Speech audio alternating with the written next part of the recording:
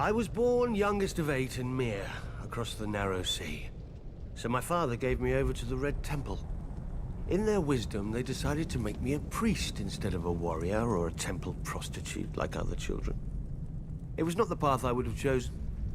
Sure, I prayed the prayers and I spoke the spells, but I also led raids on the kitchens. And from time to time, they found girls in my bed. Such wicked girls. I never knew how they got there. Then again, I did have a gift for tongues. And when I gazed into the flames, well, from time to time I saw things. Even so, I was more bother than I was worth. When the High Priest foresaw Robert's ascension, he sent me to turn the Storm Lord to the Lord of Light. When Robert seized his crown, we'd take all of Westeros from the Seven in a single stroke. Perhaps they thought Robert would listen to a kindred spirit, or perhaps celibacy had addled the High Priest's brain.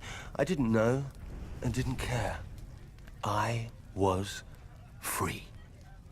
I did my duty as I saw it, drinking and whoring and waving my sword around. The only gods Robert cared about anyway. Years passed, Robert became king, I became a joke. We both became fat.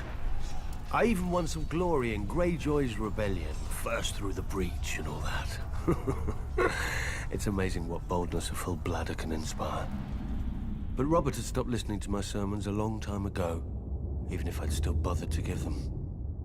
Then came Robert's death, and the war. I'm not speaking of those brats squabbling over the world's pointiest chair. Powers long asleep are waking and moving through the land. I've seen them in my flames. Shit, I've seen them with my own 2 eyes. The Lord of Light is real. And if he's real, then all of it is real. Man once again faces the war for the dawn, which has been waged since time began. On one side is the Lord of Light, the heart of fire, the god of flame and shadow. Against him stands the great other, whose name may not be spoken. The Lord of Darkness, the soul of ice, the god of night and terror.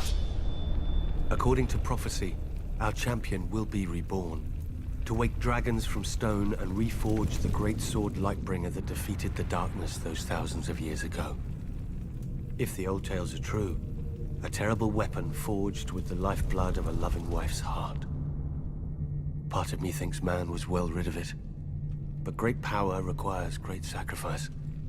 That much, at least, the Lord of Light is clear on. I sound like a dried-out old woman, I know. But as our former hand liked to say, winter is coming.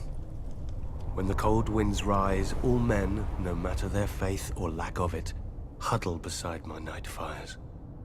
And I pray the prayers, and speak the spells, and beseech the Lord of Light to bring back the dawn.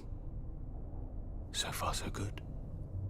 But reprobate as I am, I can't help but wonder what will happen if, one day, our Lord does not answer.